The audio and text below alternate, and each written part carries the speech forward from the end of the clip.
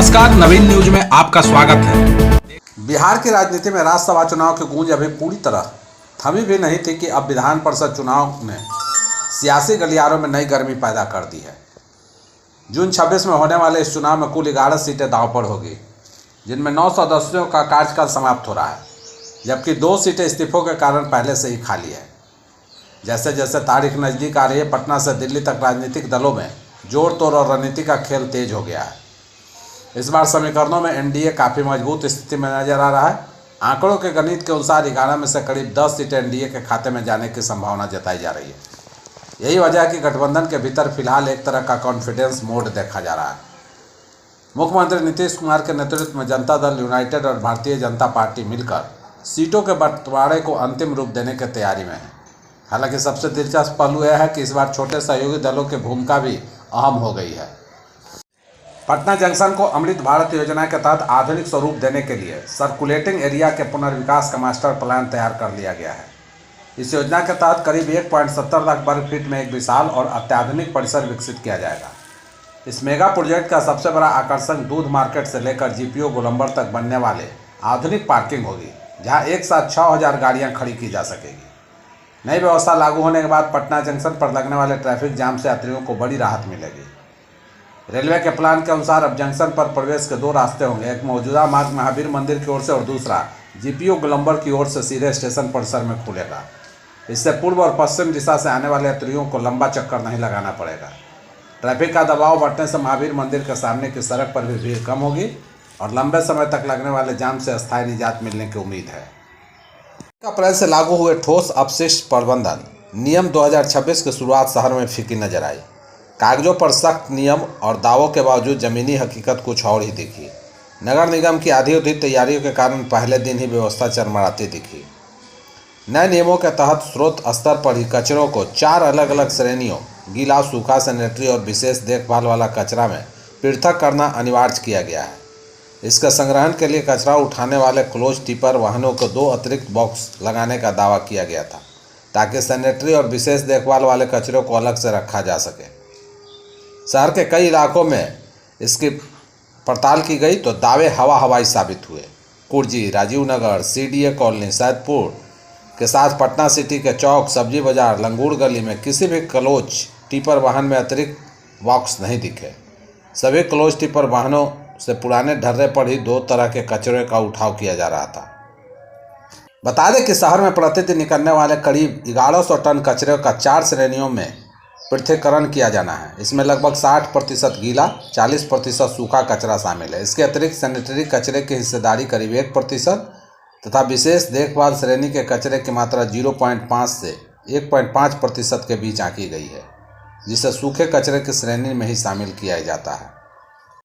बिहार में इंफ्रास्ट्रक्चर को रफ्तार देने वाले बड़े प्रोजेक्ट्स में शामिल रामनगर कच्ची दरगाह 4 लेन फिलहाल जमीन विवाद के कारण थम गया है। भारतमाला परियोजना के तहत बन रही इस महत्वपूर्ण सड़क का काम पटना जिले के फतुहा अंचल में पूरी तरह रुक गया है। वजह है जमीन अधिग्रहण को लेकर चल रहा लंबा विवाद, जिसने निर्माण एजेंसियों की रफ्तार पर ब्रेक लगा दिया है। करीब 3 साल से अधिक समय से यह मामला उलझा हुआ है। प्रशासनिक स्तर पर कई कोशिशों के बावजूद जमीन का अंतिम निपटारा नहीं हो पाया, जिससे सड़क निर्माण का काम ठप पड़ा है। इस 4 लेन के इलाके के लिए लाइफलाइन माना जा रहा है, लेकिन अब यह परियोजना विवादों के जाल में फंसती जा रही है। इस परियोजना की सबसे बड़ी अड़चन जमीन के स्वामित्व को लेकर है। एक तरफ जमीन मालिक दावा कर रहे हैं कि 4 लेन के लिए चिन्हित जमीन उनकी रैयती है, जबकि दूसरी ओर प्रशासन के रिकॉर्ड में कुछ हिस्सों को सरकारी जमीन बताया जा रहा है। इसी खींचतान ने पूरे मामले को जटिल बना दिया। बिहार के मुख्यमंत्री नीतीश कुमार की सुरक्षा को लेकर बड़ा फैसला हुआ है।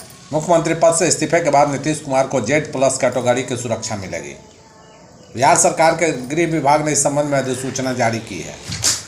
अधिसूचना में नीतीश कुमार के भविष्य में मुख्यमंत्री पद के इस्तीफे का भी जिक्र है।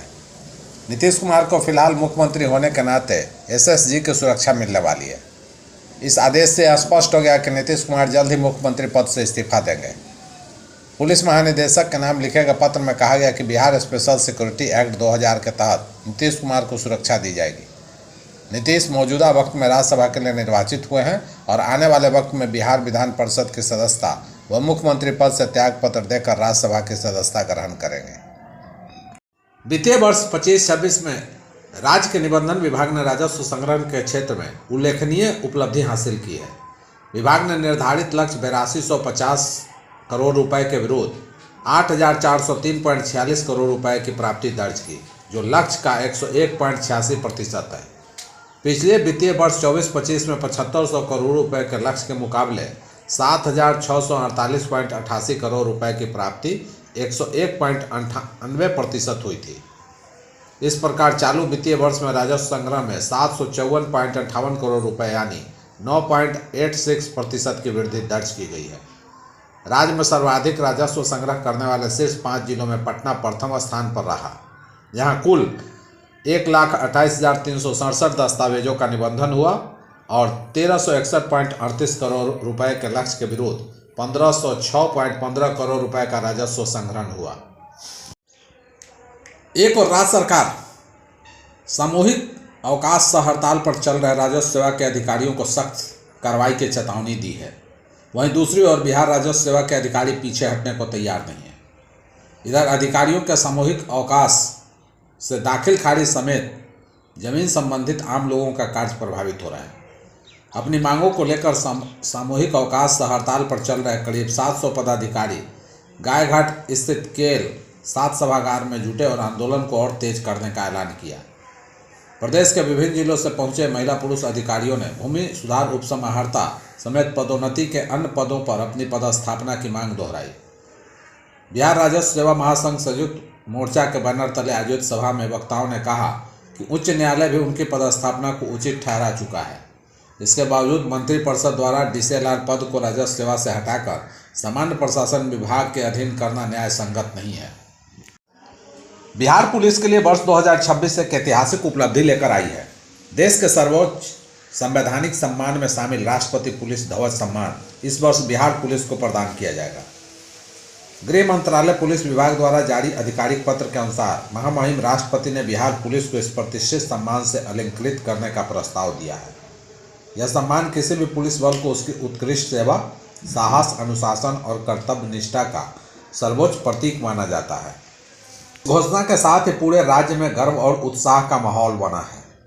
यह उपलब्धि न केवल पुलिस बल के लिए बल्कि बिहार के प्रत्येक नागरिक के लिए भी सम्मान का विषय बन गई है। पिछले कुछ सालों में बिहार पुलिस ने अपने कामकाज से कई कहानियों के बीच एक नई पहचान स्थापित की है। अप्रैल महीने के शुरुआत के साथ ही बिहार में मौसम का मिजाज कुछ बदला नजर आ रहा है। भारत मौसम विज्ञान विभाग के अनुसार पूर्वी बिहार के ऊपर एक चक्रवाती परिसंचरण एक्टिव है। इसके कारण राज्य के अधिकांश हिस्सों में बादल छाए रहने की स्थिति बनी हुई है। बुधवार को भी प्रदेश के कई जिलों में दिन भर धूप और बादलों के बीच लुका छिपी का खेल चलता रहा। हालांकि कहीं भी बारिश दर्ज नहीं की गई। वातावरण में नमी और हल्की हवाओं ने गर्मी के असर को कुछ हद तक संतुलित रखा।